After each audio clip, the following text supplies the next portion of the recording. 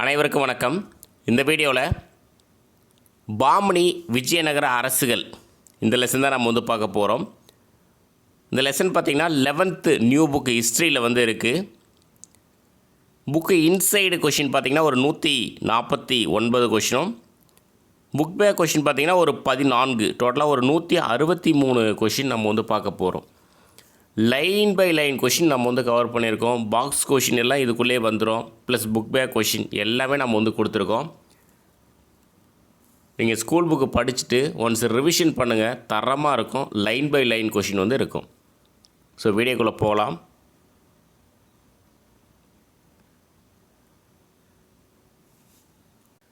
First question, 14ஆம் நூற்றாண்டு தொடக்கத்தில் டெல்லி சுல்தானியம் தெற்கே விரிவாக்கத்திற்கு தயாரான போது தக்கான தென்னிந்தியாவும் டேஸ் அரசுகளாக பிரிக்கப்பட்டுள்ளன. எத்தனை அரசு அப்படின்னா 4 அரசுகள். 14ஆம் நூற்றாண்டு தொடக்கத்தில் டெல்லி சுல்தானியம் தெற்கே விரிவாக்கத்திற்கு தயாரான போது தக்கான தென்னிந்தியாவும் 4 அரசுகளாக பிரிக்கப்பட்டுள்ளன. அந்த 4 அரசுகள் பாருங்கள், தக்கான தென்னிந்தியா 4 அரசுகளாக பிரிக்கப்பட்டன. அவை தேவகிரி யாதவர், துவார சமுத்திரம் ஹெய்சாளர், வாராங்கல் காகதியர், மதுரை பாண்டியர். ஆன்சர் பார்த்திங்கன்னா அனைத்தும் சரி. தக்கான தென்னிந்தியா 4 அரசுகளாக பிரிக்கப்பட்டன. அந்த 4 அரசுகள் தேவகிரி யாதவர், துவார சமுத்திரம் ஹெய்சாளர், வாராங்கல் காகதியர், மதுரை பாண்டியர்.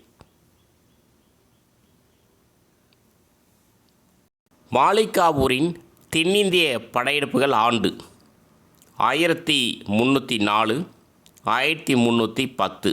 ஆன்சர் பார்த்திங்கன்னா இரண்டும் சரி. மாலிகாபூரின் தென்னிந்திய படையெடுப்புகள் ஆண்டு 1304, 1310. நெக்ஸ்ட் 4வது கொஷின், கீழ்காணும் கூற்றுகளில் பொருத்தமானது கூறுக. கூற்று 1 பாருங்கள்.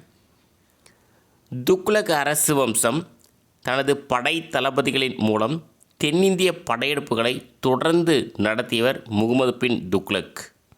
அவருடைய ஆட்சி காலம் 1325 1351 வரை. கூற்று 2, முகமது பின் துக்ளக் தனது அரசை சிறப்பாக ஆட்சி புரிவதற்கு என தலைநகரை கூட தேவகிரிக்கு மாற்றினார். ஸோ தேவகிரியுடைய பெயர் தௌலதாபாத் என்று பெயர் மாற்றம் செய்யப்பட்டது. ஆன்சர் பார்த்திங்கன்னா கூற்று 1 மற்றும் 2 சரி. அதாவது துக்ளக் அரசு வம்சம் தனது படை தளபதிகளின் மூலம் தென்னிந்திய படையெடுப்புகளை தொடர்ந்து நடத்தியவர் முகமது பின் துக்ளக். முகமது பின் துக்ளக் தனது அரசை சிறப்பாக ஆட்சி புரிவதற்கு என தலைநகரை கூட தேவகிரிக்கு மாற்றினார். இந்த தேவகிரியுடைய பெயரை தான் தௌலதாபாத் என்று பெயர் மாற்றம் செய்யப்பட்டது.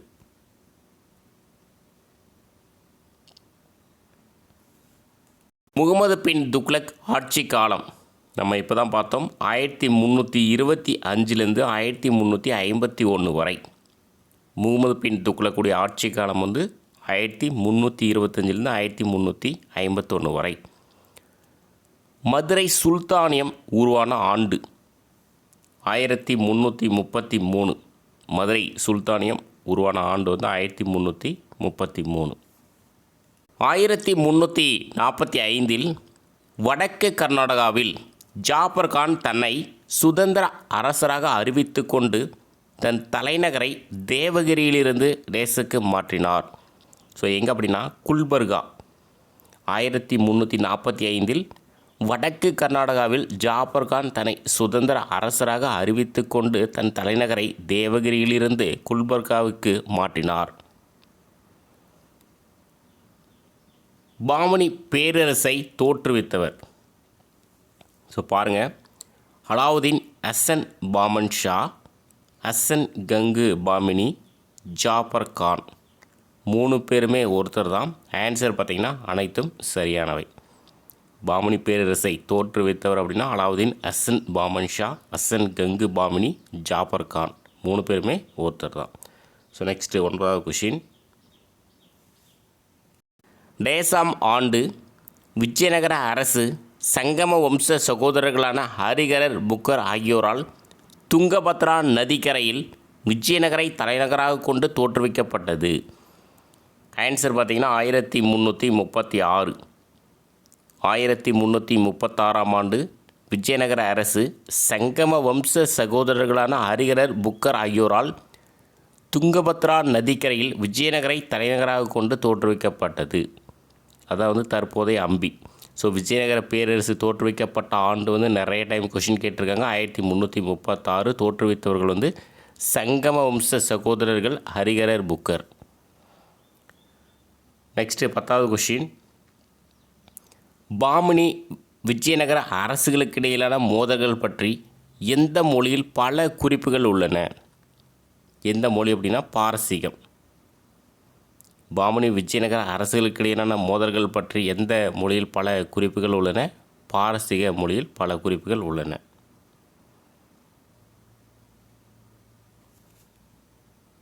விஜயநகர அரசவையின் ஆதரவில் எழுதப்பட்ட டேஸ் டேஸ் போன்ற இலக்கியங்கள் விஜயநகர அரசின் வம்சாவளி, அரசியல் மற்றும் சமூகம் பற்றிய தகவல்களை தருகின்றன. ஆன்சர் பார்த்திங்கன்னா மனுசரிதம், சாளுவ பையோதயம். ஆன்சர் இரண்டுமே சரி. விஜயநகர அரசவையின் ஆதரவில் எழுதப்பட்ட மனுசரிதம், சாளுவ பையோதயம் போன்ற இலக்கியங்கள் விஜயநகர அரசின் வம்சாவளி, அரசியல் மற்றும் சமூகம் பற்றிய தகவல்களை தருகின்றன.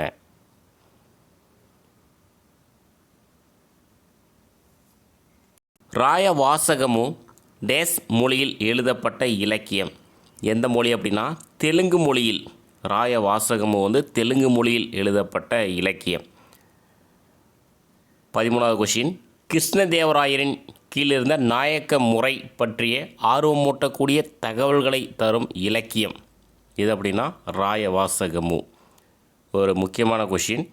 கிருஷ்ணதேவராயரின் கீழிருந்த நாயக்க முறை பற்றி ஆர்வமூட்டக்கூடிய தகவல்களை தரும் இலக்கியம் ராயவாசகமு. இந்த கொஷின் பார்த்தீங்கன்னா எக்ஸாமில் நிறைய டைம் கேட்டிருக்காங்க. இந்த பயணிகள் அவங்க எந்த நாட்டில் இருந்து வருகை புரிந்தார்கள் அப்படின்றது. இபன் பதூதா மொராக்கோ நாட்டு பயணி. இபன் பதூதா மொராக்கோ நாட்டு பயணி. அப்துல் ரசாக் பாரசீக பயணி. அப்துல் ரசாக் பாரசீக பயணி. நிகிடின் ரஷ்ய பயணி. நிகிடின் ரஷ்ய பயணி. டொமிங்கோ பயஸ் போர்த்துக்கல் பயணி. டொமிங்கோ பயஸ் போர்த்துக்கல் பயணி. நூனிஸ் இத்தாலி பயணி. நூனிஸ் இத்தாலி பயணி. ஆன்சர் கீ நம்ம இங்கே கொடுத்துருக்கோம். வராகன் என்று குறிப்பிடப்பட்ட தங்க நாணயங்களை அதிக எண்ணிக்கையில் வெளியிட்டவர்கள் யார் அப்படின்னா விஜயநகர அரசு. வராகன் என்று குறிப்பிட்ட தங்க நாணயங்களை அதிக எண்ணிக்கையில் வெளியிட்டவர்கள் விஜயநகர அரசு. 16வது கொஷின் சரியானதை தேர்ந்தெடு. விஜயநகர அரசர்கள் வராகன் என்று குறிப்பிட்ட தங்க நாணயங்களை அதிக எண்ணிக்கையில் வெளியிட்டனர். இது தமிழில் பொன் என்றும் கன்னடத்தில் ஹன்னு என்றும் குறிப்பிடப்பட்டது. நாணயங்களில் வெவ்வேறு இந்து தெய்வங்களின் உருவங்கள், காளை, யானை, கண்ட பெருண்டா என்ற கற்பனை பறவை இதெல்லாம் இருந்தது. நாணயத்தில் அரசனுடைய பெயர் நகரி அல்லது கன்னட எழுத்து வடிவத்தில் பொறிக்கப்பட்டுள்ளது. ஆன்சர் பார்த்திங்கன்னா அனைத்தும் சரி. விஜயநகர அரசர்கள் வராகன் என்று குறிப்பிட்ட தங்க நாணயங்களை அதிக எண்ணிக்கையில் வெளியிட்டனர். இது தமிழில் பொன் என்றும் கன்னடத்தில் ஹன்னு என்றும் குறிப்பிடப்பட்டது. நாணயங்களில் வெவ்வேறு இந்து தெய்வங்களின் உருவங்கள் இருந்தது. அது பார்த்திங்கன்னா காளை, யானை, கண்ட பெருண்டா என்ற கற்பனை பறவை. நாணயத்தில் அரசனுடைய பெயர் நகரி அல்லது கன்னட எழுத்து வடிவத்தில் பொறிக்கப்பட்டுள்ளது.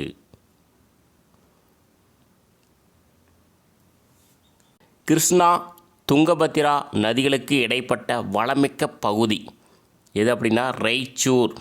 இந்த பகுதிக்கு பாமினி விஜயநகரம் இடையே போட்டி. கிருஷ்ணா துங்கபத்ரா நதிகளுக்கு இடைப்பட்ட வளமிக்க பகுதி தான் ராய்ச்சூர். இந்த ராய்ச்சூரை கைப்பற்றுவதற்கு வந்து பாமணி அரசுக்கும் விஜயநகர அரசுக்கும் இடையே கடும் போட்டி. Next 18வது question. வாராங்கல்லின் கிழக்கு பகுதி மற்றும் ஒரிசா ஆட்சியாளர்களுக்கு எதிராக டேஸ் தன் போராட்டத்தை தொடங்கினார். ஸோ யார் அப்படின்னா பாமன் ஷா. வாராங்கல்லின் கிழக்கு பகுதி மற்றும் ஒரிசா ஆட்சியாளர்களுக்கு எதிராக பாமன் ஷா தன் போராட்டத்தை தொடங்கினார். பாமன் ஷா தன் ஆட்சி பகுதிகளை 4 பிரிவுகளாக பிரித்தார். அப்பகுதிகள் டெஸ் எனப்பட்டன. ஆன்சர் வந்து தராப்ஸ். பாமன் ஷா தன் ஆட்சி பகுதிகளை 4 பிரிவுகளாக பிரித்தார். அப்பகுதிகள் தராப்ஸ் எனப்பட்டன. பாமன் ஷா சுமூகமான நிர்வாகத்திற்காக தன் ஆட்சி பகுதிகளை 4 பிரிவுகளாக பிரித்தார். அவை அந்த 4 பிரிவுகள் வந்து பாருங்கள், குல்பர்கா, தௌலதாபாத், பீடார், பெரார். ஆன்சர் பார்த்திங்கன்னா அனைத்தும் சரி. பாமன் ஷா சுமூகமான நிர்வாகத்திற்காக தன் ஆட்சி பகுதிகளை 4 பிரிவுகளாக பிரித்தார். அந்த 4 பிரிவுகள் வந்து குல்பர்கா, தௌலதாபாத், பீடார், பெரார். நெக்ஸ்ட்டு 21வது கொஷின் கூற்று 1. 11 ஆண்டுகள் பாமன் ஷா தன் அரசியல் எதிரிகளை அடக்கி சிறப்பாக ஆட்சி செய்தார். கூற்று 2. வாரங்கல் மற்றும் ரெட்டி அரசுகளான ராஜமுந்திரி, கொண்டவீடு ஆகியவற்றிடமிருந்து வருடாந்தோறும் கப்பம் பெற அவர் மேற்கொண்ட முயற்சி பல போர்களுக்கு இட்டு சென்றது.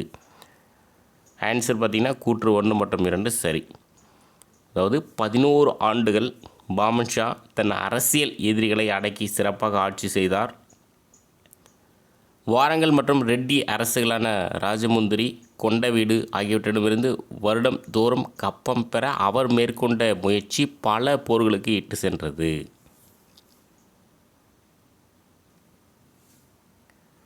பாமன் ஷா தான் பெற்ற வெற்றிகளை கூறும் வகையில் நாணயங்களில் தன் பெயரை எவ்வாறு பொறித்து கொண்டார்? குரூப் 4 எக்ஸாமில் கேட்ட கொஷின். ஆன்சர் பார்த்திங்கன்னா 2ஆம் அலெக்சாண்டர். பாமன் ஷா தான் பெற்ற வெற்றிகளை கூறும் வகையில் நாணயங்களில் தன் பெயரை எவ்வாறு பொறித்து கொண்டார்? 2ஆம் அலெக்சாண்டர்.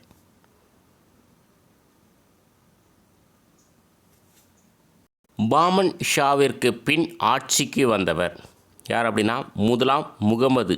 அவருடைய ஆட்சி காலம் 1358 1375 வரை.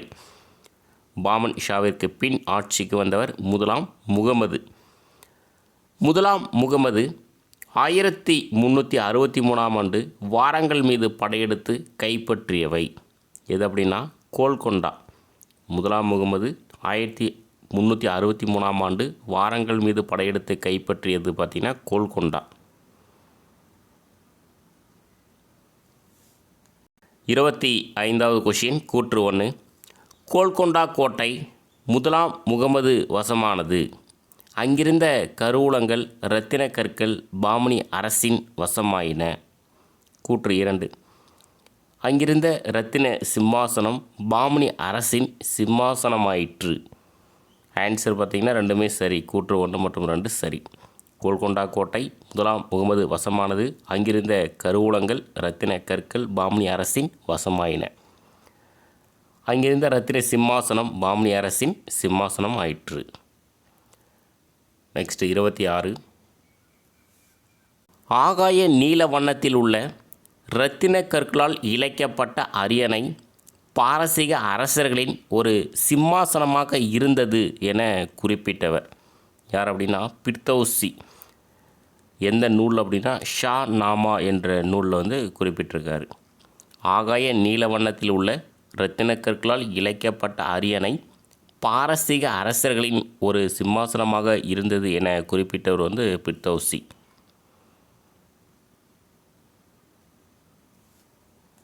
தில்லி சுல்தானிய அரசு முறையை பின்பற்றி யார் செய்த நிர்வாக முறை பிற்காலத்தில் மராட்டிய ஆட்சியாளர்களுக்கு முன்னுதாரணமாக திகழ்ந்தது? ஆன்சர் பார்த்திங்கன்னா முதலாம் முகமது. டெல்லி சுல்தானிய அரசு முறையை பின்பற்றி, ஒரு முக்கியமான பாயிண்ட்ஸு, டெல்லி சுல்தானிய அரசு முறையை பின்பற்றி யார் செய்த நிர்வாக முறை பிற்காலத்தில் மராட்டிய ஆட்சியாளர்களுக்கு முன்னுதாரணமாக திகழ்ந்தது? ஆன்சர் வந்து முதலாம் முகமது. பாமனி அரசில் 8 அமைச்சர்கள் கொண்ட குழுவை ஏற்படுத்தியவர் யார்னா முதலாம் முகமது. பாமனி அரசில் 8 அமைச்சர்கள் கொண்ட குழுவை ஏற்படுத்தியவர் வந்து முதலாம் முகமது. பொறுத்துக பாமனி பேரரசு நிர்வாகம். ரொம்ப ஒரு முக்கியமான கொஷின். இந்த மாதிரி கொஷின் வந்து நிறைய வந்து எக்ஸாம்பிள் வந்து கேட்டிருக்காங்க. ஒரு எக்ஸாம்பிள் கேட்டாங்கன்னா இந்த கொத்வால் அப்படின்றதெல்லாம் யார் அப்படின்னலாம் கேட்டிருக்காங்க கொஷின். ஸோ பாருங்கள், வகில் உஸ் சுல்தானா, நம்ம எல்லாமே டைரெக்டாக ஆன்சர் கொடுத்துருப்போம். வகில் உஸ் சுல்தானா அப்படின்னா படைத்தலைவர், அரசருக்கு அடுத்த நிலையில் உள்ளவர் தான் வகில் உஸ் சுல்தானா. வசீர் குல் அப்படின்னா வசீர் குல் வந்து மற்ற அமைச்சர்களின் பணிகளை மேற்பார்வையிடுபவர் தான் வசீர் குல். அமீர் இ ஜிம்லா அப்படின்னா நிதி அமைச்சர். அமீர் இ ஜிம்லா வந்து நிதி அமைச்சர். வசீர் இ அஸ்ரப் அப்படின்னா வெளியுறவு அமைச்சர், அரசு விவகாரத்துறை அமைச்சர், அரசு விழாக்களை முன்னின்று நடத்தும் பொறுப்புடையவர் வசீர் இ அஸ்ரப். நசீர் வந்து நிதித்துறை இணை அமைச்சர். நசீர் வந்து நிதித்துறை இணை அமைச்சர். பேஷ்வா அரச படைகளின் பொறுப்பாளர். பேஷ்வானா அரச படைகளின் பொறுப்பாளர். கொத்வால் காவல்துறை தலைவர், தலைநகரின் நீதிபதி, இவர் தான் கொத்வால். சதர் இ ஜகான் தலைமை நீதிபதி, சமய அறநிலையத்துறை அமைச்சர். சதர் இ ஜகான்னா தலைமை நீதிபதி, சமய அறநிலையத்துறை அமைச்சர். ஆன்சர் பார்த்திங்கன்னா அனைத்தும் சரியானவை. ஸோ மறுபடியும் ஒன்ஸ் நான் ரீட் பண்ணிடுறேன், பார்த்துக்கோங்க. வகில் உஸ் சுல்தானா அப்படின்னா படைத்தலைவர், அரசருக்கு அடுத்த நிலையில் உள்ளவர். வசீர் குல்னா மற்ற அமைச்சர்களின் பணிகளை மேற்பார்வையிடுபவர். அமீர் இ ஜிம்லா நிதி அமைச்சர். வசீர் இ அஸ்ரப்னா வெளியுறவு அமைச்சர், அரசு விவகாரத்துறை அமைச்சர், அரசு விழாக்களை முன்னின்று நடத்தும் பொறுப்புடையவர். நசீர்னா நிதித்துறை இணையமைச்சர். பேஷ்வா அரச படைகளின் பொறுப்பாளர். கொத்வால் காவல்துறை தலைவர், தலைநகரின் நீதிபதி. சதர் இ ஜகான் தலைமை நீதிபதி, சமய அறநிலையத்துறை அமைச்சர்.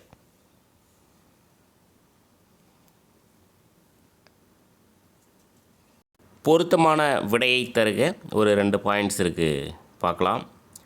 முதலாம் முகமது வழிப்பறி கொள்ளையர்களுக்கு எதிராக அவர் கடுமையான நடவடிக்கை எடுத்தார். முதலாம் முகமது வழிப்பறி கொள்ளையர்களுக்கு எதிராக அவர் கடுமையான நடவடிக்கை எடுத்தார்.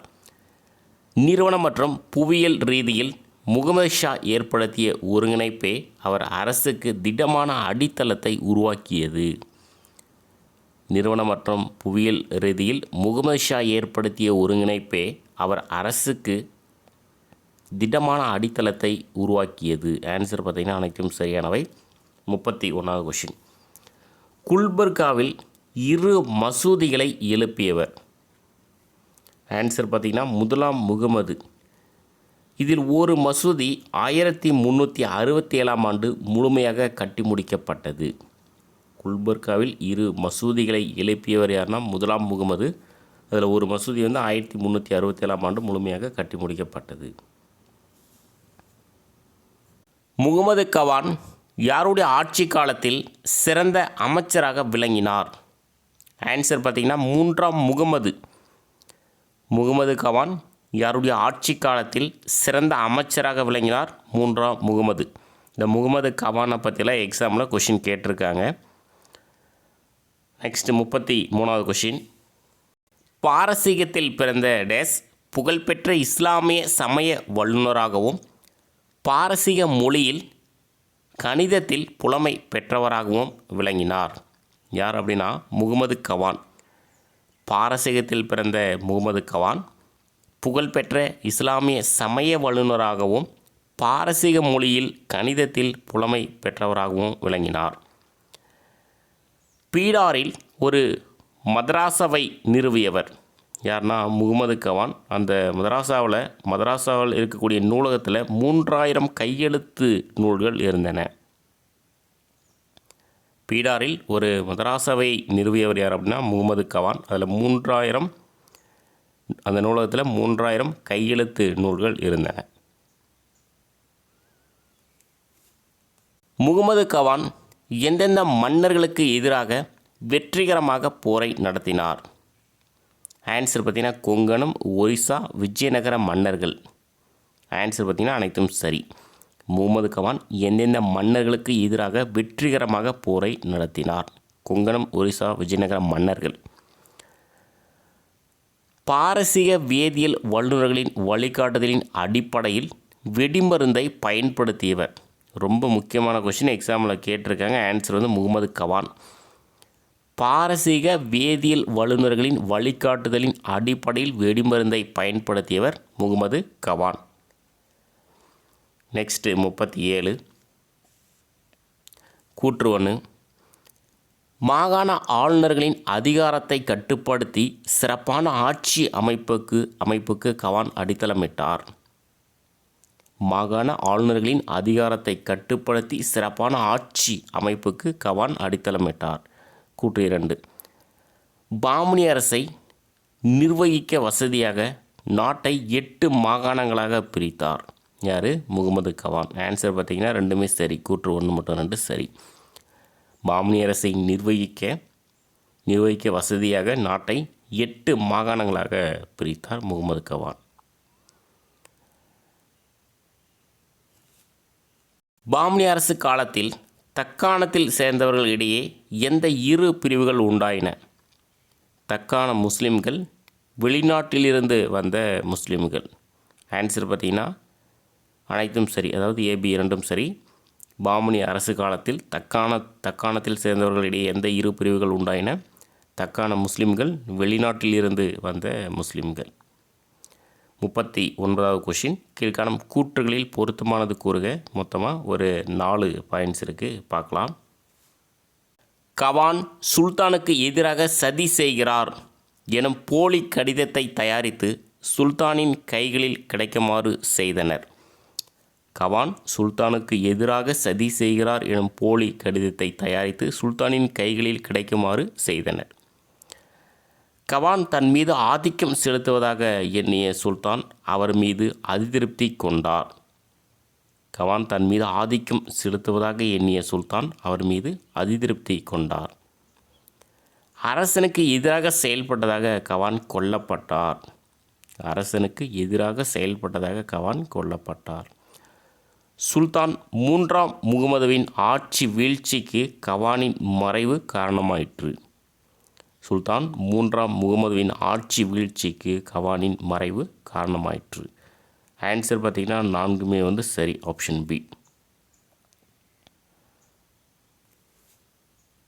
கோல்கொண்டா கோட்டையை கட்டியவர் யார் அப்படின்னா ராஜா கிருஷ்ணதேவ். கோல்கொண்டா கோட்டையை கட்டியவர் வந்து ராஜா கிருஷ்ணதேவ். இவர் பார்த்திங்கன்னா காகதிய வம்ச அரசர். காகதிய வம்ச அரசர் தான் ராஜா கிருஷ்ணதேவ். 1495-96 கோல்கொண்டா கோட்டை எந்த சுல்தானுக்கு ஒரு ஜாகிராக தரப்பட்டது? யாருக்கு அப்படின்னா குலி குதப் ஷா. 1495-1496 கோல்கொண்டா கோட்டை எந்த சுல்தானுக்கு ஒரு ஜாகிராக தரப்பட்டது? குலி குதப் ஷா. 42வது கொஷின், பொருத்தமான விடையை தருக. மொத்தமாக ஒரு 5 பாயிண்ட்ஸ் இருக்குது, நம்ம வந்து பார்க்கலாம். பொருத்தமான விடையை தருக. மொத்தம் ஒரு 5 பாயிண்ட்ஸ் இருக்குது, பார்க்கலாம். குலி குதப் ஷா கோல்கொண்டா கோட்டையை கருங்கற்கள் கொண்டு புனரமைத்தார். குலி குதப் ஷா கோல்கொண்டா கோட்டையை கருங்கற்கள் கொண்டு புனரமைத்தார். அதன் பின் கோல்கொண்டா கோட்டை பகுதி இருந்த நகரம் முகமது நகர் எனப்பட்டது. அதன் பின் கோல்கொண்டா கோட்டை பகுதி இருந்த நகரம் முகமது நகர் எனப்பட்டது. பிற்காலத்தில் பாமனி அரசின் கைவசமாகிய அதன் பின்னர் குதுப்ஷாகி வம்ச அரசின் தலைநகரானது.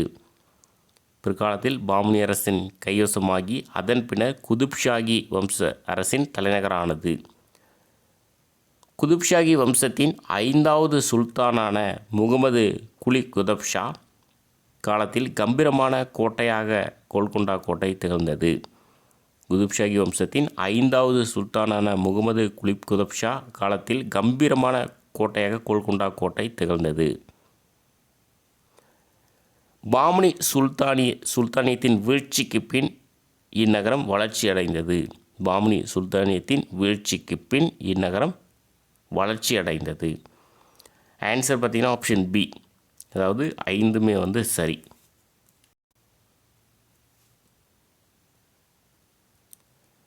நாற்பத்தி 3வது கொஷின். எந்த நூற்றாண்டில் கோல்கொண்டா ஒரு சிறந்த வைர சந்தையாக திகழ்ந்தது? ஆன்சர் பார்த்திங்கன்னா 17ஆம் நூற்றாண்டு. கோகினூர் வைரம் அங்கே தான் இருந்தது, ஒரு ஃபேமஸானது.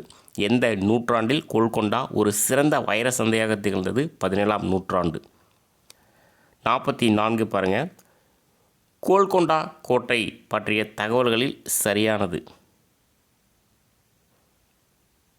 ஒரு 7 பாயிண்ட்ஸ் இருக்குது, பார்க்கலாம்.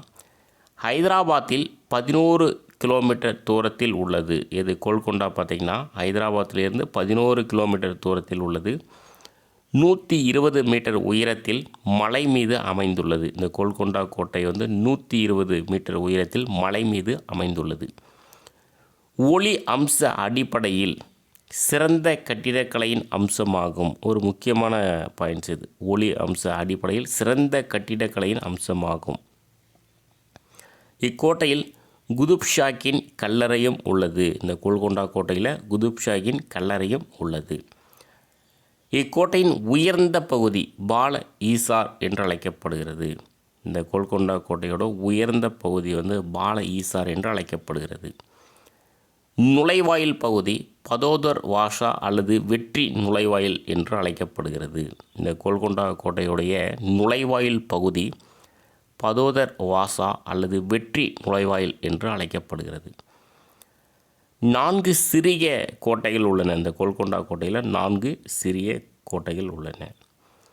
அவுரங்கசீப் 8 மாதங்கள் முற்றுகையிட்டு 1687 கைப்பற்றினார். இந்த கோல்கொண்டா கோட்டையை அவுரங்கசீப் 8 மாதங்கள் முற்றுகையிட்டு 1687 கைப்பற்றினார். ஆன்சர் பார்த்திங்கன்னா அனைத்தும் சரியானவை. பாமனி அரசர்கள் டேஸ் போன்ற நகரங்களில் பல கட்டடங்களை கட்டினர். ஆன்சர் பார்த்திங்கன்னா அனைத்தும் சரி. குல்பர்கா, பீடார், பீஜ்பூர். பாமனி அரசர்கள் டேஸ் போன்ற நகரங்களில் பல கட்டடங்களை கட்டினர். குல்பர்கா, பீடார், பீஜ்பூர். நெக்ஸ்ட் 46. பாமனி கட்டிடக்கலைக்கு சிறந்த உதாரணங்கள். குல்பர்காவில் உள்ள ஜாமி மஸ்ஜித், ஹைதராபாத்தில் உள்ள கோல்கொண்டா கோட்டை, பீஜப்பூரில் உள்ள கோல்கும்பாஸ், பீடாரில் சந்த் மீனார். பாமனி கட்டிடக்கலைக்கு சிறந்த உதாரணங்கள் குல்பர்காவில் உள்ள ஜாமி மஸ்ஜித், ஹைதராபாத்தில் உள்ள கோல்கொண்டா கோட்டை, பீஜப்பூரில் உள்ள கோல்கும்பாஸ், பீடாரில் சந்த் மீனார். பாமனி சுல்தான்கள் டேஸ் பாணியிலான கட்டட கலைகளை உருவாக்கினர். ஆன்சர் பார்த்திங்கன்னா இந்தோ சாரசானிக். பாமனி சுல்தான்கள் இந்தோ சாரசானிக் பாணியிலான கட்டட கலைகளை உருவாக்கினர். 48. பொருத்தமான விடையை தருக. மொத்தமாக ஒரு 3 பாயிண்ட்ஸ் இருக்குது, பார்க்கலாம். 3ஆம் முகமது இறந்த பின் பாமனி அரசு வீழ்ச்சி அடைய தொடங்கியது. அதன் பின் அவரது வம்சத்தை சார்ந்த 5 மன்னர்கள் ஆட்சி செய்தனர். 3ஆம் முகமது இறந்த பின் பாமனி அரசு வீழ்ச்சியடைய தொடங்கியது. அதன்பின் அவரது வம்சத்தை சேர்ந்த 5 மன்னர்கள் ஆட்சி செய்தனர். அரசும் 4 சுதந்திர அரசுகளாக பிரிந்தது.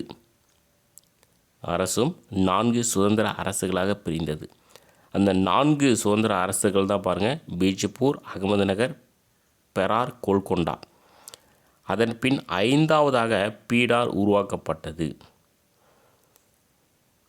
அரசு 4 சுதந்திர அரசுகளாக பிரிந்தது. அதுதான் பீஜப்பூர், அகமது நகர், பெரார், கோல்கொண்டா. அதன் பின் 5ஆவதாக பீடார் உருவாக்கப்பட்டது. ஆன்சர் பார்த்திங்கன்னா அனைத்தும் சரியானவை. மலைக்கோட்டை போர் நடைபெற்ற ஆண்டு.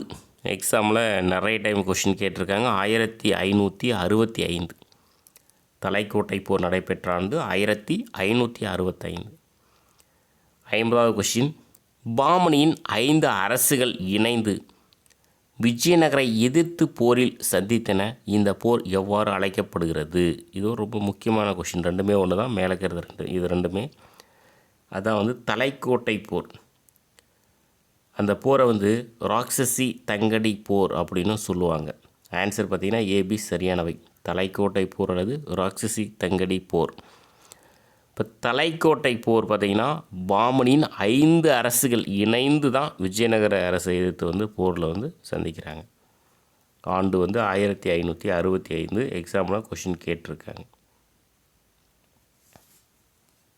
விஜயநகர பேரரசை ஏற்படுத்தும் முன் ஹரிஹரர் புக்கர் இருவரும் யாரிடம் பணி செய்தனர்? ஆன்சர் பார்த்திங்கன்னா ஹெய்சாளர். விஜயநகர பேரரசை ஏற்படுத்தும் முன் ஹரிஹரர் புக்கர் இருவரும் யாரிடம் பணி செய்தனர்? ஹெய்சாளர். 52வது கொஷின் கூற்று 1. விஜயநகர பேரரசை தொடக்க காலத்தில் துங்கபத்திரை நதியின் வடக்கு கரையில் அணக்கொண்டி அருகே தலைநகர் அமைந்திருந்தது. விஜயநகர பேரரசை தொடக்க காலத்தில் துங்கபத்திரை நதியின் வடக்கு கரையில் அணக்கொண்டி அருகே தலைநகர் அமைந்திருந்தது. கூற்று 2. ஆனால் விரைவில் ஆற்றின் தென்கரையில் அமைந்திருந்த ஹெய்சால நகரமான ஹெய்சாபட்டினா, அதாவது அம்பி அருகே என்னும் இடத்திற்கு மாற்றப்பட்டது. ஆன்சர் பார்த்திங்கன்னா 2 கூற்றுகளும் சரியானவை. ஸோ விஜயநகர பேரரசு தொடக்க காலத்தில் துங்கபத்திர நதியின் வடக்கு கரையில் அணகொண்டி அருகே தலைநகர் அமைந்திருந்தது. ஆனால் விரைவில் ஆற்றின் தென்கரையில் அமைந்திருந்த ஹெய்சாலா நகரமான ஆசாப்பட்டினா, அதாவது அம்பிக்கு அருகே இருக்கக்கூடிய அந்த இடத்திற்கு மாற்றப்பட்டது. ஆன்சர் பார்த்திங்கன்னா அது ரெண்டுமே சரியானவை. 2 கூற்றுகளும் சரியானவை. வெற்றியின் நகரம் என்று பொருள்படும் பேரரசு எதுனா விஜயநகர பேரரசு. வெற்றியின் நகரம் என்று பொருள்படும் பேரரசு விஜயநகர பேரரசு. டேசாம் ஆண்டு ஹரிஹரரின் முடிசூட்டு விழா கொண்டாடப்பட்டது. ஸோ எப்போ அப்படின்னா 1346.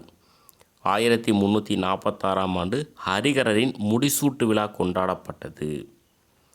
ஹரிஹரர் புக்கர் எந்த வம்சத்தை சேர்ந்தவர்? ஆன்சர் பார்த்திங்கன்னா சங்கம வம்சம். ஹரிஹரர் புக்கர் எந்த வம்சத்தை சேர்ந்தவர்னா சங்கம வம்சத்தை சேர்ந்தவர்கள். விஜயநகர அரசின் முத்திரை எக்ஸாமில் கொஷின் கேட்டிருக்காங்க. ஆன்சர் பார்த்திங்கன்னா பன்றி, அதாவது வராகம் அப்படின்னு சொல்லுவாங்க. தமிழில் பார்த்திங்கன்னா பன்றி. விஜயநகர அரசின் முதிரை எது? பன்றி அல்லது வராகம். 57வது கொஷின், புகழ்பெற்ற சைவ துறவி சமஸ்கிருத அறிஞர் யார்? யார் அப்படின்னா வித்யாரண்யர். ஒரு முக்கியமான கொஷின். இவர் விஜயநகர பேரரசு தோற்றுவித்ததில் முக்கிய பங்காற்றியவர் தான் இவர், வித்யாரண்யர். கொஷின் கேட்டிருக்காங்க. புகழ்பெற்ற சைவ துறவி சமஸ்கிருத அறிஞர் தான் வித்யாரண்யர். விஜயநகர பேரரசு நிறுவதில் முக்கிய பங்காற்றியவர், அது இவர் தான், வித்யாரண்யர். விஜயநகர பேரரசு நிறுவியதில் முக்கிய பங்காற்றியவர் யார்? வித்யாரண்யர். 59வது கொஷின் பொறுத்துக்க. ஒரு முக்கியமான கொஷின், வரிசைப்படுத்துக. நிறைய கொஷின் இதை பேஸ் பண்ணி கேட்டிருக்காங்க. சங்கம வம்சம் தோற்றுவித்தவர்கள் ஹரிஹரர் புக்கர். அந்த சங்கம வம்சத்துடைய ஆட்சி காலம் 1334லேருந்து 1485 வரை. சாளுவ வம்சம் தோற்றுவித்தவர் சாளுவ நரசிம்மர். அவங்க சாளுவ வம்சத்துடைய ஆட்சி காலம் 1485லேருந்து 1505 வரை. துலு வம்சத்தை தோற்றுவித்தவர் வீர நரசிம்மர். அதனுடைய ஆட்சி காலம் 1505லேருந்து 1570 வரை. ஆரவீடு வம்சம் ராமராஜாவின் சகோதரர் யார் அப்படின்னா திருமலை அப்படின்ற பெயர் வரும். ராமராஜாவின் சகோதரர், அது நம்ம பின்னாடி பார்க்கலாம். ஆரவீடு வம்சத்தை தோற்றுவித்தவர் பார்த்திங்கன்னா யாருன்னா ராமராஜாவின் சகோதரர் திருமலை, அந்த பேர் பின்னாடி வரும். 1570லேருந்து 1650 வரை. ஆன்சர் பார்த்திங்கன்னா அனைத்தும் சரியானவை. நெக்ஸ்ட் 60வது கொஷின், டேஸ் ஆட்சியின் போது தமிழகத்தின் தொண்டை மண்டல பகுதியின் மீது கவனம் திரும்பியது. ஸோ யாருடைய ஆட்சினா முதலாம் புக்கர். முதலாம் புக்கர் ஆட்சியின் போது தமிழகத்தின் தொண்டை மண்டல பகுதியின் மீது கவனம் திரும்பியது. தமிழகத்தின் வட மாவட்டங்களை உள்ளடக்கிய தொண்டை மண்டல பகுதியை ஆட்சி செய்தவர் யார் அப்படின்னா சம்புவராயர்.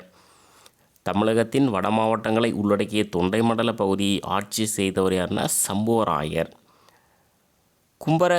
குமார கம்பண்ணாவின் தன் நம்பிக்கைக்குரிய தளபதி யார்னா மாரையா நாயக்கர்.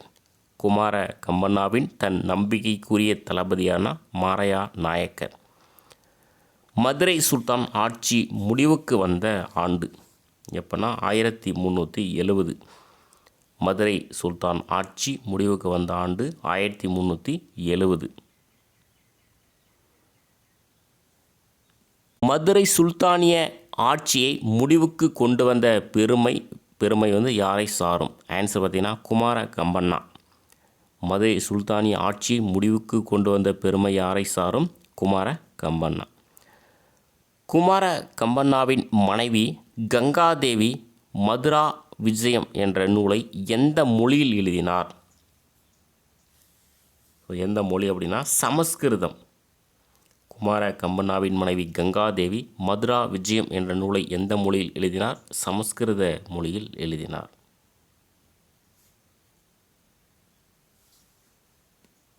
ஆந்திராவின் கடற்கரை பகுதிகளில் அதிகாரத்திற்கான போட்டி ஒரிசாவை சேர்ந்த கஜபதி அரசுக்கும் எந்த அரசுக்கும் இடையே நடைபெற்றது? ஆன்சர் பார்த்தீங்கன்னா விஜயநகர பேரரசு. ஆந்திராவின் கடற்கரை பகுதிகளில் அதிகாரத்திற்கான போட்டி ஒரிசாவை சேர்ந்த கஜபதி அரசுக்கும் விஜயநகர பேரரசுக்கும் இடையே நடைபெற்றது. ஓரியர்களை சில போர்களில் தோற்கடித்தவர் யார்? ஆன்சர் பார்த்தீங்கன்னா 2ஆம் தேவராயர். ஓரியர்களை சில போர்களில் தோற்கடித்தவர் வந்து 2ஆம் தேவராயர். சங்கம வம்ச அரசர்களுள் மிக சிறந்த அரசர் யார் அப்படின்னா 2ஆம் தேவராயர். சங்கம வம்ச அரசர்களுள் மிக சிறந்த அரசர் வந்து 2ஆம் தேவராயர். முஸ்லிம் குதிரைப்படை வீரர்களை தனது படைகளில் சேர்த்து கொண்டவர் யார் அப்படின்னா 2ஆம் தேவராயர். முஸ்லிம் குதிரைப்படை வீரர்களை தனது படைகளில் சேர்த்து கொண்டவர் 2ஆம் தேவராயர். கொச்சி சாமரின் அரசவைக்கும் விஜயநகரத்திற்கும் வருகை தந்த வெளிநாட்டு பயணி யார் அப்படின்னா அப்துல் ரசாக். கொச்சி சாமரின் அரசவைக்கும் விஜயநகரத்திற்கும் வருகை தந்த வெளிநாட்டு பயணி தான் அப்துல் ரசாக். ஸோ விஜயநகரத்திற்கு வரும்போது ஆட்சியாளர் யார் அப்படின்னா 2ஆம் தேவராயர். அவருடைய காலத்தில் தான் அப்துல் ரசாக் வந்து விஜயநகரத்திற்கு வருகை தந்தார். 71வது கொஷின். விஜயநகர பேரரசு காலத்தில் திருச்சிராப்பள்ளி வரை வெற்றிகரமாக படையெடுத்து வந்த எந்த படைகள் பெரும் அழிவுகளை ஏற்படுத்தியதோடு கோவில்களின் செல்வத்தையும் கொள்ளையடித்தனர்? ஸோ யார் அப்படின்னா கஜபதி வம்சம். விஜயநகர பேரரசு காலத்தில் திருச்சிராப்பள்ளி வரை வெற்றிகரமாக படையெடுத்து வந்த எந்த படைகள் பெரும் அழிவுகளை ஏற்படுத்தியதோடு கோவில்களின் செல்வத்தையும் கொள்ளையடித்தனர்? எது அப்படின்னா கஜபதி. நெக்ஸ்ட் 72.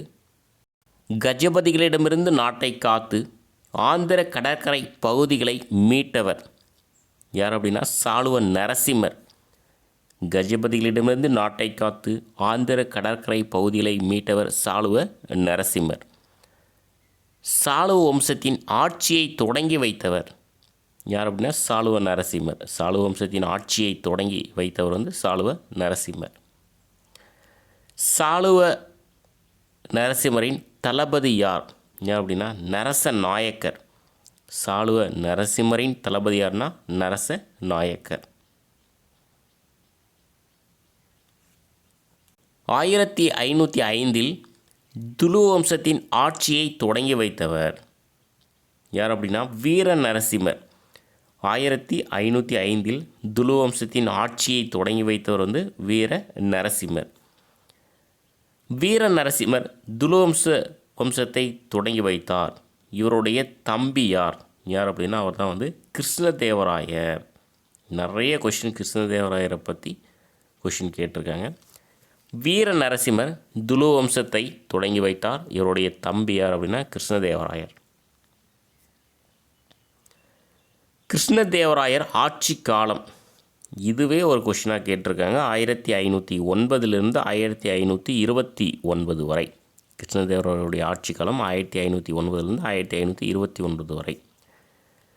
விஜயநகர அரசின் மகத்தான அரசர் என போற்றப்படுபவர் யார் அப்படின்னா கிருஷ்ணதேவராயர். விஜயநகர அரசின் மகத்தான அரசர் என போற்றப்படுபவர் கிருஷ்ணதேவராயர்.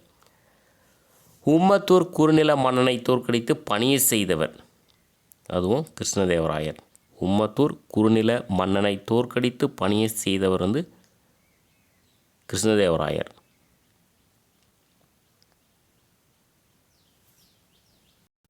கிழக்கு திசை படையெடுப்பின் போது கஜபதி அரசர்களின் வசமிருந்த உதயகிரி கோட்டையை கைப்பற்றியவர் யார்?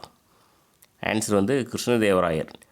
கிழக்கு திசை படையெடுப்பின் போது கஜபதி அரசர்களின் வசமிருந்த உதயகிரி கோட்டையை கைப்பற்றியவர் கிருஷ்ணதேவராயர். கிருஷ்ணதேவராயர் தனது வெற்றிகளின் நினைவாக வெற்றி தூணை எங்கு நிறுவினார்? ஒரு முக்கியமான கொஷின். ஆன்சர் பார்த்தீங்கன்னா சிம்மாச்சலம்.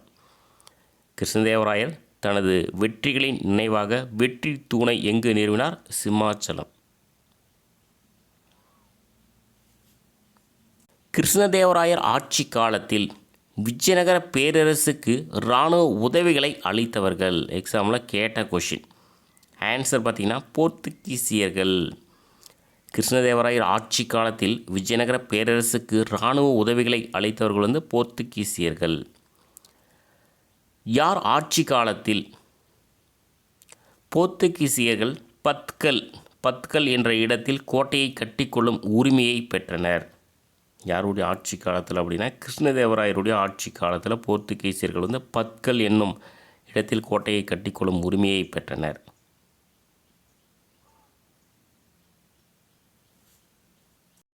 கிருஷ்ணதேவராயர் கொடையளித்த கோவில்கள். ஆன்சர் பார்த்திங்கன்னா அனைத்தும் சரி. ஸ்ரீசைலம், திருப்பதி, காளஹஸ்தி, காஞ்சிபுரம், திருவண்ணாமலை, சிதம்பரம். கிருஷ்ணதேவராயர் கொடையளித்த கோவில்கள் ஸ்ரீசைலம், திருப்பதி, காளஹஸ்தி, காஞ்சிபுரம், திருவண்ணாமலை, சிதம்பரம். கிருஷ்ணதேவராயர் ஆட்சி காலத்தில் விஜயநகருக்கு வருகை தந்த சமகாலத்து வெளிநாட்டு பயணிகள். ஆன்சர் பார்த்திங்கன்னா ஆப்ஷன் டி, ஏபி சரியானவை. நூனிஸ், டொமிங்கோ பயஸ்.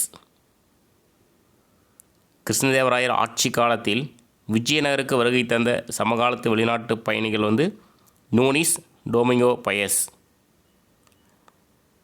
கிருஷ்ணதேவராயர் அரசவையை அலங்கரித்த தலைசிறந்த புலவர். ஆன்சர் பார்த்திங்கன்னா ஆப்ஷன் டி, பிசி சரியானவை. நந்தி திம்மண்ணா, அல்லாசானி பெத்தண்ணா. கிருஷ்ணதேவராயர் அரசவையை அலங்கரித்த தலைசிறந்த புலவர்கள் நந்தி திம்மண்ணா, அல்லாசானி பெத்தண்ணா. கிருஷ்ணதேவராயர் ஆண்டாளை பற்றி எழுதிய நூல் ஆமுக்த மால்யதா. குரூப் 4ல் கேட்ட கொஷின், நிறைய டைம் கேட்டிருக்காங்க. தெலுங்கு மொழியில் எழுதப்பட்டது. அது எந்த மொழியில் எழுதப்பட்டதுன்னு கூட கொஷினாக கேட்டிருக்காங்க. தெலுங்கு மொழியில் எழுதப்பட்டது. கிருஷ்ணதேவராயர் ஆண்டாளை பற்றி எழுதிய நூல் தான் ஆமுக்த மால்யதா. நாயங்காரர் முறை யார் ஆட்சியின் கீழ் இருந்தது? ஒரு முக்கியமான கொஷின். கிருஷ்ணதேவராயர். நாயங்காரர் முறை யார் ஆட்சியின் கீழ் இருந்தது? கிருஷ்ணதேவராயர். கிருஷ்ணதேவராயருக்கு பிறகு ஆட்சிக்கு வந்தவர் யார் அப்படின்னா அச்சுத தேவராயர். கிருஷ்ணதேவராயருக்கு பிறகு ஆட்சிக்கு வந்தவர் அச்சுத தேவராயர். கிருஷ்ணதேவராயரின் மருமகன் யார்? யார் அப்படின்னா ராமராயர். கிருஷ்ணதேவராயரின் மருமகன் யார் அப்படின்னா ராமராயர்.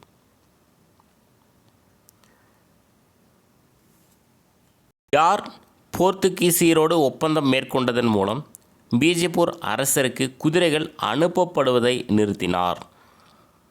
யார் அப்படின்னா ராமராயர். ராமராயர் போர்த்துகீசியரோடு ஒப்பந்தம் மேற்கொண்டதன் மூலம் பீஜப்பூர் அரசருக்கு குதிரைகள் அனுப்பப்படுவதை நிறுத்தினார். தலைக்கோட்டை போர் எப்போது நடைபெற்றது? நம்ம ஏற்கனவே பார்த்தோம். அதில் இயர் மட்டும்தான் நம்ம கொடுத்துருந்தாங்க. இதில் டேட்டோடு இருக்குது.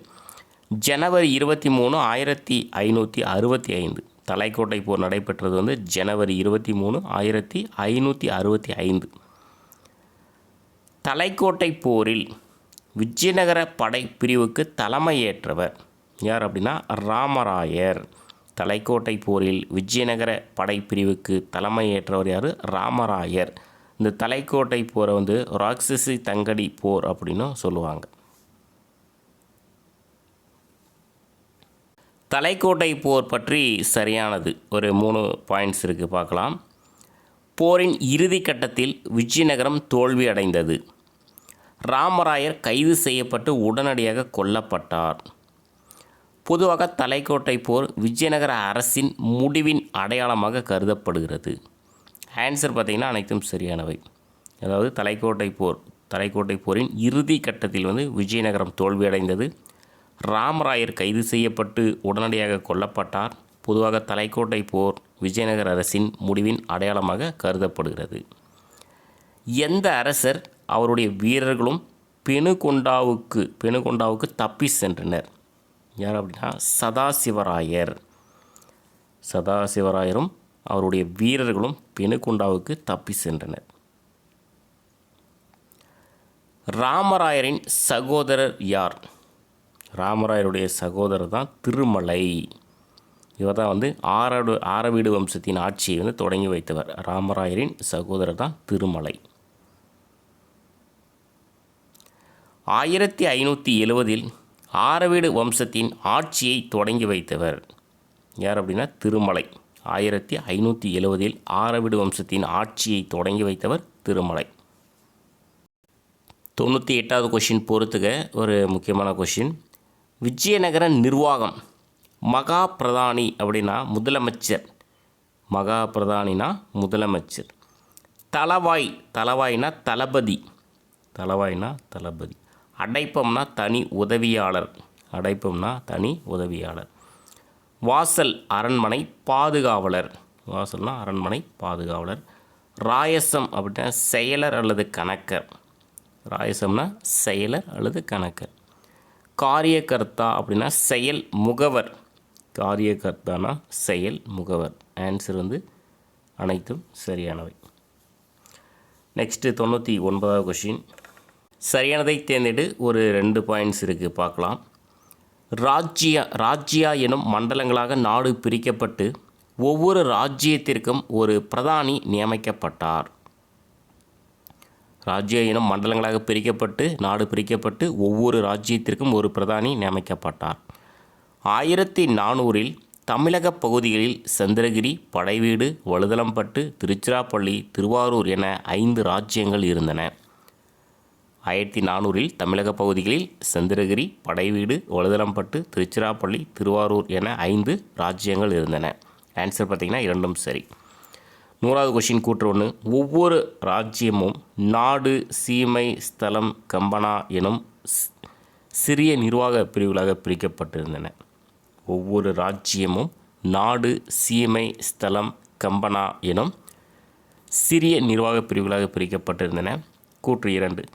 மிக சிறிய நிர்வாக அலகு கிராமமாகும். ஆன்சர் பார்த்திங்கன்னா கூற்று 1 மற்றும் 2 சரி. நாயக் முறையை அறிமுகப்படுத்தியவர் யார் அப்படின்னா கிருஷ்ணதேவராயர். நாயக் முறையை அறிமுகப்படுத்தியவர் வந்து கிருஷ்ணதேவராயர். ஒரு முக்கியமான கொஷின். 102வது கொஷின். நாயக் என்னும் சொல் தெலுங்கு, கன்னட பகுதிகளில் 13ஆம் நூற்றாண்டில் இருந்த டேஸ் என்ற பொருளில் பயன்படுத்தப்பட்டு வந்தது. இராணுவ தலைவர், இராணுவ வீரர். ஆன்சர் வந்து ஏபி சரியானவை.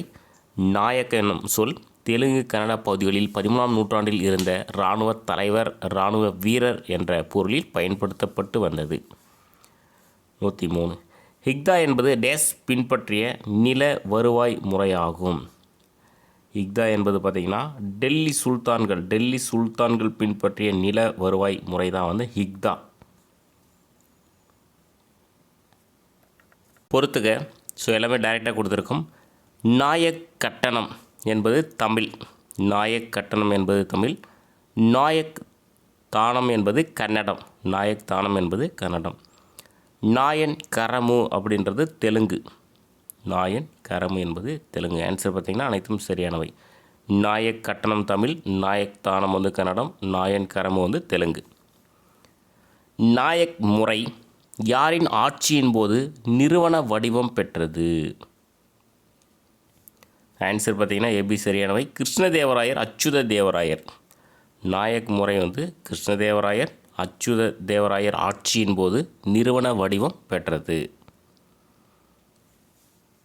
விஜயநகர அரசு 200க்கும் மேற்பட்ட நாயக்குகளாக பிரிக்கப்பட்டு இருந்ததாக கூறியவர் யார் அப்படின்னா நூனிஸ். விஜயநகர அரசு 200க்கும் மேற்பட்ட நாயக்குகளாக பிரிக்கப்பட்டு இருந்ததாக கூறியவர் வந்து நூனிஸ். இந்த நாயக்குகள் பார்த்திங்கன்னா அரசருக்கு இராணுவ உதவி தேவைப்படும் போது செய்வாங்க. என்னென்னா குதிரைப்படை, காலாட்படை. ராமநவமி திருவிழா எத்தனை நாள் நடைபெறும்? இதுவே ஒரு கொஷினாக கேட்டிருந்தாங்க. 9 நாள். ராமநவமி திருவிழா எத்தனை நாட்கள் நடைபெறும்? 9 நாட்கள் வந்து நடைபெறும். கிருஷ்ணதேவராயரிடம் பணிபுரிந்த டேஸ் போன்ற மிக சிறந்த நாயக்குகள் பிராமணர்கள் ஆவர் யார் அப்படின்னா செல்லப்பா. கிருஷ்ணதேவராயரிடம் பணிபுரிந்த செல்லப்பா போன்ற மிக சிறந்த நாயக்குகள் பிராமணர்கள் ஆவர். ராமநாதபுரம் சிற்றரசு மதுரை நாயக்க அரசர் டேஸ் என்பவரால் 17ஆம் நூற்றாண்டின் தொடக்க ஆண்டுகளில் துவங்கி வைக்கப்பட்டது யார் அப்படின்னா முத்து கிருஷ்ணப்ப நாயக்கர்.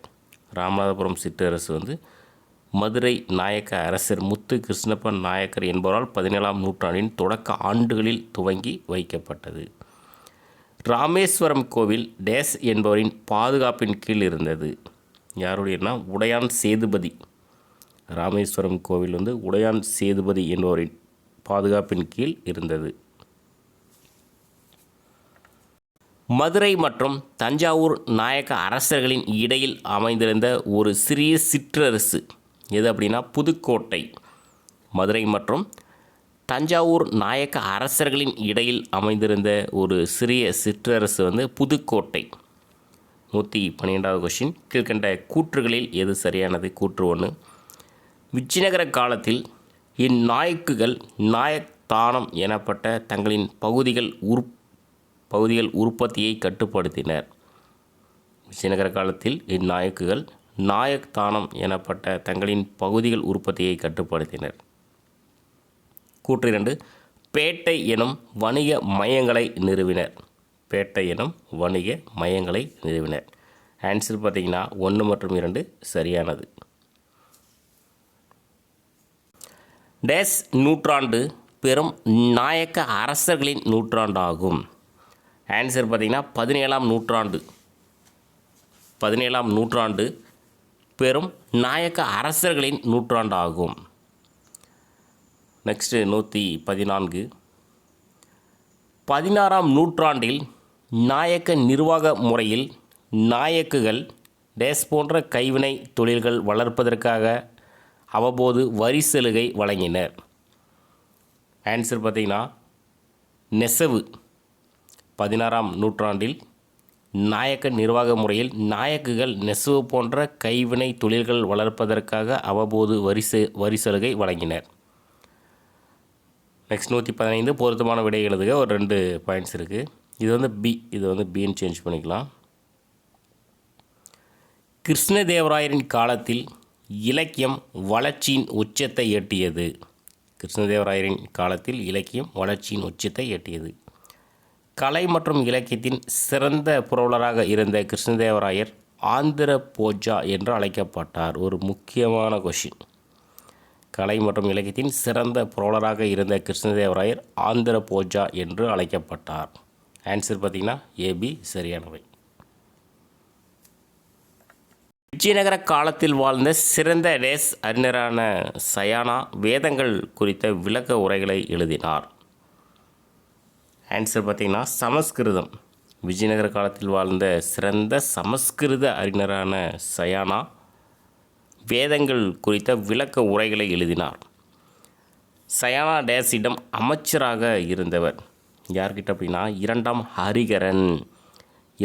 ஹரிகரனிடம் சயானா அமைச்சராக இருந்தார். 118. பொருத்தமான விடையை எழுதுக. ஒரு 2 பாயிண்ட்ஸ் இருக்குது, பார்க்கலாம். புக்கரின் மகன் கம்பனாவின் மனைவியான கங்காதேவி அக்கால எழுத்தாளர்களில் மிக சிறந்தவர். புக்கரின் மகன் கம்பனாவின் மனைவியான கங்காதேவி அக்கால எழுத்தாளர்களில் மிக சிறந்தவர். அவர் தனது புகழ்பெற்ற படைப்பான மதுரா விஜயம் எனும் நூலில் தனது கணவர் மதுரையை வென்றதை மகாகாவிய பாணியில் விவரிக்கிறார். அவர் தனது புகழ்பெற்ற படைப்பான மதுரா விஜயம் எனும் நூலில் தனது கணவர் மதுரையை வென்றதை மகாகாவிய பாணியில் விவரிக்கிறார். ஆன்சர் பார்த்திங்கன்னா அனைத்தும் சரியானவை. 119. அன்னம்மா டேஸ் அவையில் இருந்த ஒரு பெண் செய்தியாளர் ஆவார். ஸோ யாருடைய அவை அப்படின்னா 2ஆம் தேவராயர். அன்னம்மா 2ஆம் தேவராயர் அவையில் இருந்த ஒரு பெண் செய்தியாளர் ஆவார்.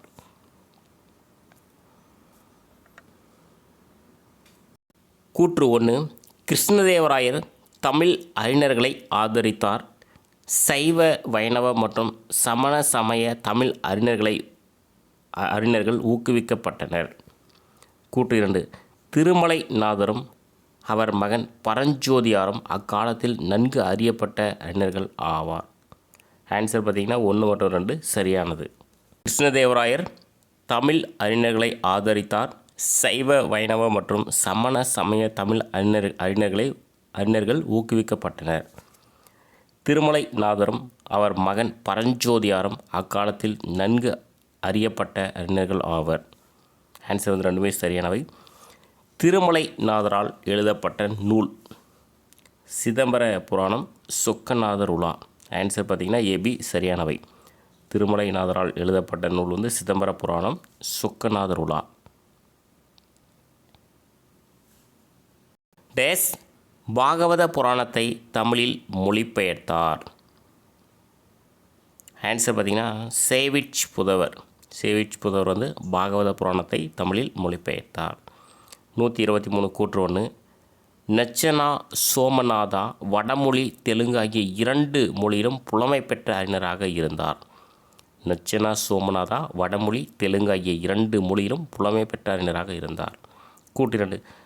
காளிதாசனின் சாகுந்தரத்தின் தெலுங்கு பதிப்பை வசனத்தில் இயற்றிய பல்லலமரி பினா வீரபத்ரா கவி அந்த காலத்தில் மிகப்பெரிய கவிஞர் ஆவார். காளிதாசனின் சாகுந்தலத்தின் தெலுங்கு பதிப்பை வசனத்தில் இயற்றிய பல்லலமரி பினா வீரபத்ரா கவி அந்த காலத்தில் மிகப்பெரிய கவிஞர் ஆவார். ஆன்சர் பார்த்திங்கன்னா 2மே சரி. 1 மற்றும் 2 சரியானது. அறவிலாசம் எழுதிய பிரபல தெலுங்கு கவிஞர் ஸ்ரீநாதா யார் அவையில் இருந்தார்? ஆன்சர் வந்து 1ஆம் தேவராயர்.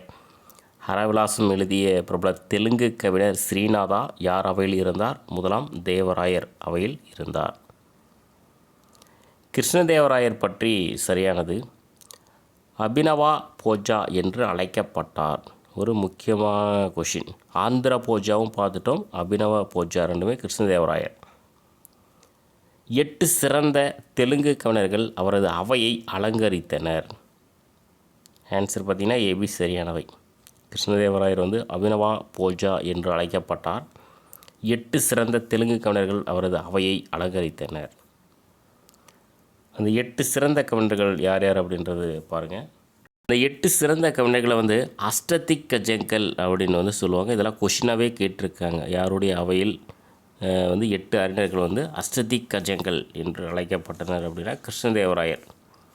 பாருங்கள். அல்லாசானி பெத்தண்ணா, நந்தி திம்மண்ணா, தெனாலிராமன், துர்ஜதி, பட்டுமூர்த்தி, புன வீரபத்ரன், மல்லானா, பானாஜி சூரனா. ஆன்சர் பார்த்திங்கன்னா அனைத்தும் சரியானவை. அஷ்டதிக்கஜங்கள் என்று அறியப்பட்ட 8 புகழ்பெற்ற அறிஞர்கள் தான் இவர்கள் எல்லாமே. கிருஷ்ணதேவராயர் அவையில் இருந்த 8 அறிஞர்கள். அஷ்டதிக்கஜங்களில் மிக சிறந்தவரான ஆந்திர கவித பிதாமகா என்று வர்ணிக்கப்பட்டவர் யார்? அப்படின்னா அல்லாசானி பெத்தண்ணா. ஒரு முக்கியமான கொஷின். ஆந்திர கவித பிதாமகா என்று வர்ணிக்கப்பட்டவர் யார்னா அல்லாசானி பெத்தண்ணா. அஷ்டதிக்கஜங்களில் மிக சிறந்தவர். தெலுங்கில் மனு சரிதத்தை எழுதியவர் யார் அப்படின்னா அல்லாசானி பெத்தர்னா. தெலுங்கில் மனு சரிதத்தை எழுதியவர் வந்து அல்லாசானி பெத்தர்னா.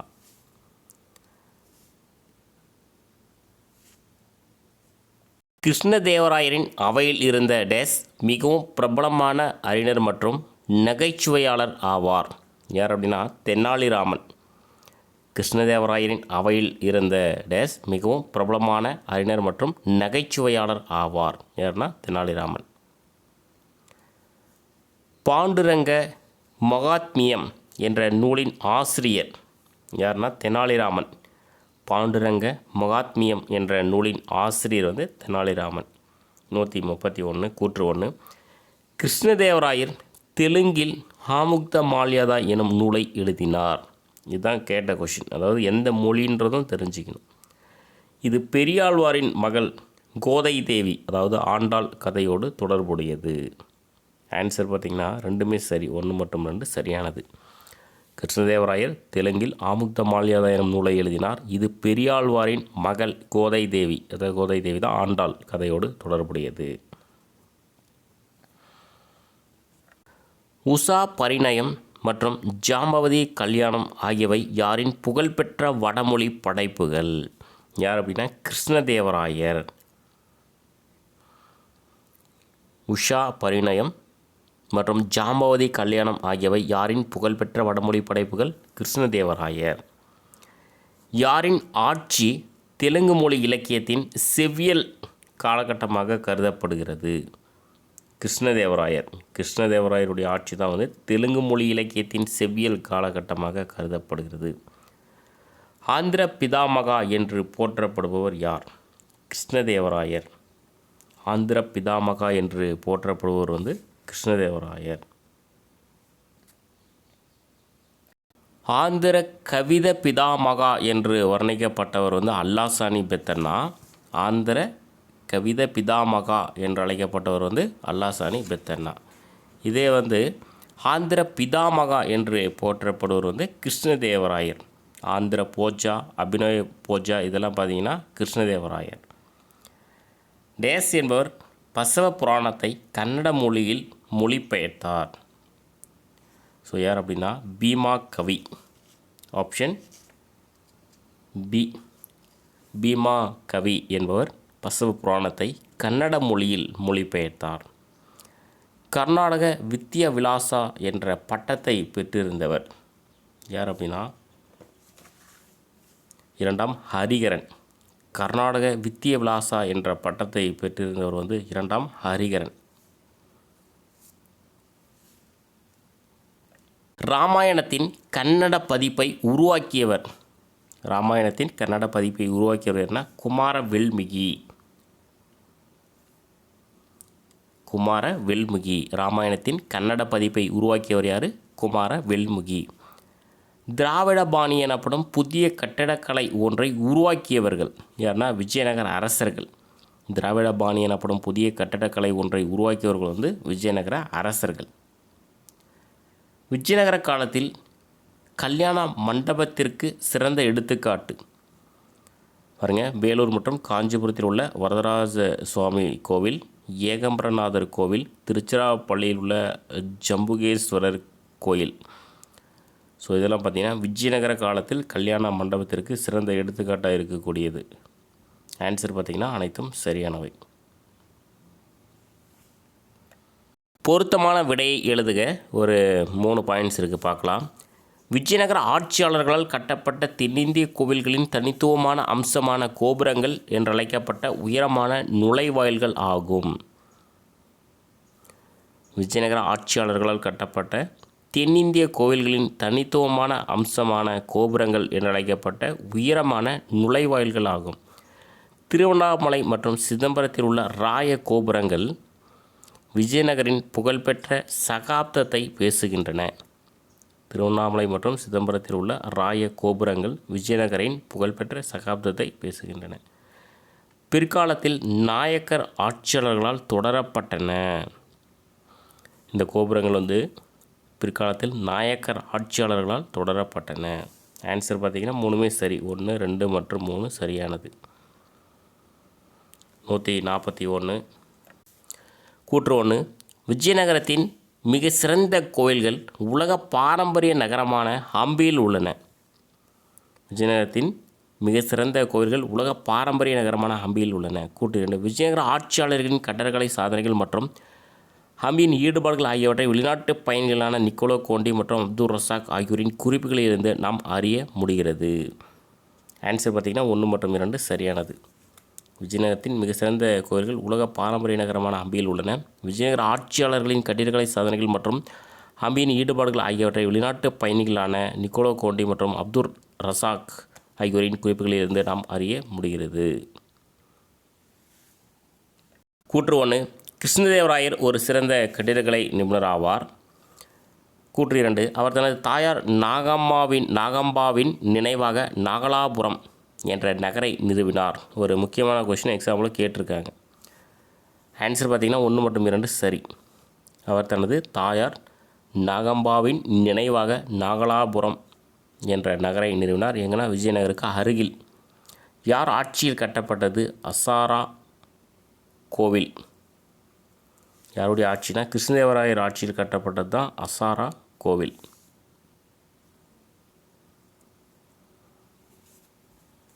கிருஷ்ணதேவராயரால் கட்டப்பட்ட அசாரா கோயிலை இந்து கட்டிடக்கலையின் முழு நிறைவு வாய்ந்த ஒரு எடுத்துக்காட்டாகும் என்று குறிப்பிடுபவர் யார் அப்படின்னா லாங்ஹர்ஸ்ட். கிருஷ்ணதேவராயரால் கட்டப்பட்ட அசாரா கோவிலை இந்து கட்டிடக்கலையின் முழு நிறைவு வாய்ந்த ஒரு எடுத்துக்காட்டாகும் என்று குறிப்பிடுபவர் யார் அப்படின்னா லாங்ஹர்ஸ்ட். பொருத்தமான விடை எழுதுக. ஒரு 3 பாயிண்ட்ஸ் இருக்குது, பார்க்கலாம். விட்டாலசாமி கோயில் விஜயநகர பாணிக்கு ஒரு சிறந்த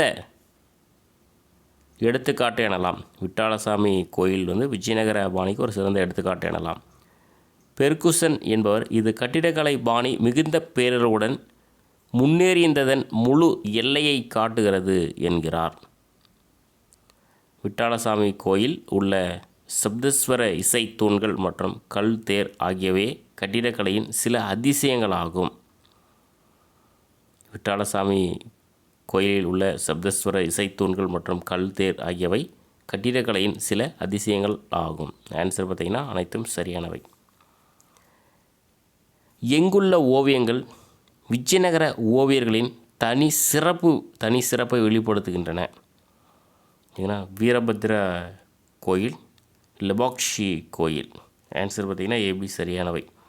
எங்குள்ள ஓவியங்கள் விஜயநகர ஓவியர்களின் தனி சிறப்பை வெளிப்படுத்துகின்றன?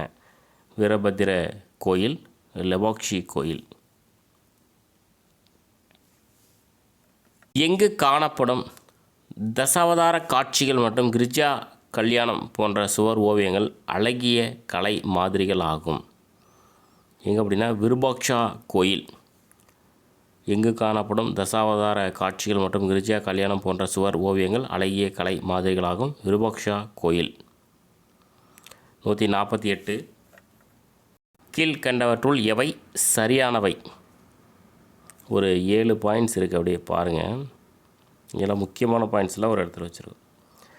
தலைக்கோட்டை போரில் விஜயநகர பேரரசு தோல்வியடைந்தது. பிரதானி என்றால் ஆளுநர். நாயக்குகள் பேட்டை எனும் வணிக மையத்தினை நிறுவினர். ராஜ்யா என்றால் மண்டலங்கள். சில கல்வெட்டு சான்றுகளின்படி வித்யாரண்யர் 14ஆம் நூற்றாண்டின் இறுதி பகுதியில் வாழ்ந்தவர். முகமது கவான் பாரசீகத்தில் பிறந்தவர். விஜயநகர பேரரசின் தலைநகரம் ஹம்பி. ஸோ எல்லாமே முக்கியமான பாயிண்ட்ஸ் தான். ஒன்ஸ் ரீட் பண்ணுற பாருங்கள். தலைக்கோட்டை போரில் விஜயநகர பேரரசு தோல்வியடைந்தது. பிரதானி என்றால் ஆளுநர். நாயக்கர்கள் பேட்டை எனும் வணிக மையத்தினை நிறுவினர். ராஜ்யா என்றால் மண்டலங்கள். சில கல்வெட்டு சான்றுகளின்படி வித்யாரண்யர் 14ஆம் நூற்றாண்டின் இறுதி பகுதியில் வாழ்ந்தவர். முகமது கவான் பாரசீகத்தில் பிறந்தவர். விஜயநகர பேரரசின் தலைநகரம் ஹம்பி. ஆன்சர் அனைத்தும் சரியானவை. பொறுத்துக. ஸோ கடைசி புக்கு இன்சைடு கொஷினோட கடைசி கொஷின். அடுத்து நம்ம புக் பேக் கொஷின் பார்க்கலாம். விஜயநகர பேரரசு தோற்றுவிக்கப்பட்டது 1336. தற்போது ஹம்பி என்று அழைக்கப்படுகிறது. பாமனி பேரரசு 1347 வந்து தோற்றுவிக்கப்பட்டது. தலைக்கோட்டை போர் 1565 ஜனவரி 23 தலைக்கோட்டை போர் வந்து நடைபெற்றது. முகமது கவான் 3000 கையெழுத்து நூல்கள், பீடாரில் இருக்கக்கூடிய ஒரு நூலகத்தில் 3000 கையெழுத்து நூல்கள் வந்து இருக்கக்கூடிய ஒரு மதராசாவை வந்து நிறுவினார். ஸோ ஆன்சர் கீ வந்து இருக்குது. புக் பேக் கொஷின் வந்து நம்ம வந்து பார்க்கலாம். 150வது கொஷின். ஹரிஹரர் மற்றும் புக்கர் விஜயநகர பேரரசு ஏற்படுத்தும் முன்பாக டேஸிடம் பணி செய்தனர். எங்கே அப்படின்னா ஐசாளர். ஹரிஹரர் மற்றும் புக்கர் விஜயநகர பேரரசு ஏற்படுத்தும் முன்பாக ஐசாளரிடம் பணி செய்தனர். கீழ்கண்டவற்றுள் கால வரிசைப்படுத்துக. இதெல்லாம் நிறைய டைம் கேட்ட கொஷின். சங்கம சாளுவ துளுவ ஆரவீடு வம்சம். பாருங்க, சங்கம வம்சம், சாளுவ வம்சம், துளுவ வம்சம், ஆரவீடு வம்சம். சங்கம சாளுவ துளுவ ஆரவீடு வம்சம். விஜயநகர அரசின் அரச முத்திரை எது அப்படின்னா அது பன்றி, வராகம். பன்றி அல்லது வராகம். தேசன நூலை கங்காதேவி எழுதினார்.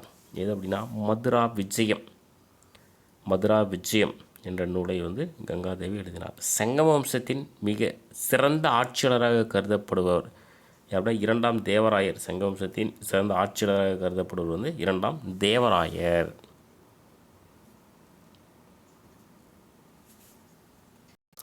கிருஷ்ணதேவராயர் தன் வெற்றிகளின் நினைவாக வெற்றி தூணை எழுப்பிய இடம் எங்கன்னா சிம்மாச்சலம். கிருஷ்ணதேவராயர் தன் வெற்றிகளின் நினைவாக வெற்றி தூணை எழுப்பிய இடம் தான் சிம்மாச்சலம். எந்த இரு பகுதிகளுக்கு இடைப்படு நாடாக புதுக்கோட்டை இருந்தது? ஸோ எங்கன்னா சோழ மற்றும் பாண்டிய அரசுகள். சோழ மற்றும் பாண்டிய அரசுகளுக்கு இடைப்படு நாடாக புதுக்கோட்டை இருந்தது. 157. ஷா நாமாவை எழுதியவர் யார் அப்படின்னா பிர்தௌசி. ஷா நாமாவை எழுதியவர் வந்து பிர்தௌசி. முகமது கவான் ஒரு மதராசாவை நிறுவி அதில் 3000 கையெழுத்து நூல்களை வைத்திருந்த இடம் எங்கே அப்படின்னா பிடார். பீடார். முகமது கவான் ஒரு மதராசாவை நிறுவி அதில் 3000 கையெழுத்து நூல்களை வைத்திருந்த இடம் வந்து பீடார். டேஸ் கோல்கொண்டா கோட்டையை கட்டினார். யார் அப்படின்னா ராஜா கிருஷ்ணதேவ். ராஜா கிருஷ்ணதேவ் வந்து கோல்கொண்டா கோட்டையை கட்டினார். 160வது கொஷின். கூற்றை தேர்ந்தெடு. மொத்தமாக 4 பாயிண்ட்ஸ் இருக்குது பாருங்கள். இதில் பாருங்கள், பிசி வந்து சரி, ஏடி வந்து தவறு. என்னென்னு பார்த்தலாம். ஏ பாருங்கள், விஜயநகர அரசின் அரசர்கள் 5 வம்சங்களாக சுமார் 300 ஆண்டுகள் ஆட்சி செய்தனர். இது ஏன் தவறுனா 5 கிடையாது, 4 வம்சங்களாக. சங்கம சாளுவ துளுவ ஆரவீடு வம்சம், அதுதான் 4 வம்சம். ஆந்திர கடற்கரை பகுதியில் ஒரிசாவின் கஜபதி மற்றும் விஜயநகர அரசர்களுக்கிடையே கடும் போர் நடைபெற்றது என்பது சரி. அப்துல் ரசாக் ஒரு பாரசீக தூதராக கொச்சியில் இருந்த சமரின் அவைக்கு வந்தார், அதுவும் சரி. பாமனி அரசர்கள் அதிக அளவில் தங்க நாணயங்களை பல்வேறு வகையான தெய்வங்களின் உருவங்களுடன் வெளியிட்டனர். பாமனி அரசர்கள் கிடையாது, விஜயநகர அரசர்கள். அதனால தான் வந்து ஏவும் டியும் வந்து தவறு. 161. பயண கூற்றுகளை தேர்ந்தெடு. முதலாம் முகமது ஏற்படுத்திய சிறந்த அரசு அவருக்கு பின் வந்த சுல்தான்களாலும் மராத்தியர்களாலும் பின்பற்றப்பட்டது. முதலாம் முகமது ஏற்படுத்திய சிறந்த அரசு அவருக்கு பின் வந்த சுல்தான்களாலும் மராத்தியர்களாலும் பின்பற்றப்பட்டது. கவான் போர்த்துகீசிய வேதியியல் நிபுணர்களை கொண்டு வெடிமருந்து தயார் செய்வது, பயன்படுத்துவது ஆகியவற்றை கற்றுத்தர செய்தார். ஆன்சர் பார்த்தீங்கன்னா ஆப்ஷன் சி. 1 சரி, 2 தவறு. 2 ஏன் தவறுனா போர்த்துகீசிய கிடையாது, பாரசீக. கவான் வந்து பாரசீக வேதியியல் நிபுணர்களை கொண்டு வெடிமருந்தை தயார் செய்வது, பயன்படுத்துவது ஆகியவற்றை கற்றுத்தர செய்தார். 162. கூற்று காரணம். கூற்று பாருங்கள், பாமன்ஷா மிக சரியாக தாக்குதல் தொடுத்து வாராங்கல் மற்றும் ரெட்டி அரசர்களான ராஜமுந்திரி, கொண்டவீடு ஆகியன மீது ஆதிக்கம் செலுத்தி ஆண்டுதோறும் திரை செலுத்த வைத்தார். காரணம், இது அடிக்கடி போர்கள் ஏற்பட வழிவகுத்தது. ரெண்டுமே வந்து சரி. கூற்று சரி, காரணத்திற்கு கூற்று சரியான விளக்கமாகும். பாமன்ஷா மிக சரியாக தாக்குதல் தொடுத்து வாரங்கள் மற்றும் ரெட்டி அரசுகளான ராஜமுந்திரி, கொண்டவீடு ஆகியன மீது ஆதிக்கம் செலுத்தி ஆண்டுதோறும் திரை செலுத்த வைத்தார். இது அடிக்கடி போர்கள் ஏற்பட வழிவகுத்தது. கடைசி கொஷின். அப்துல் ரசாக் பார்த்திங்கன்னா ஒரு பாரசீக பயணி. நிக்கிடின் வந்து ரஷ்ய பயணி. டொமிங்கோ பயஸ் வந்து போர்த்துக்கல் பயணி. செல்லப்பா அப்படிங்கிறது சாளுவ நாயக்கர். சாளுவ நாயக்கர் அவையில் இருந்த ஒருத்தர் தான் செல்லப்பா. ஆன்சர் பார்த்தீங்கன்னா இங்கே ஆன்சர் கீ நம்ம கொடுத்துருக்கோம். ஸோ இதோட வெற்றிகரமாக அந்த லெசன் வந்து முடிஞ்சுது. அடுத்த லெசனில் சந்திக்கலாம். தேங்க்யூ.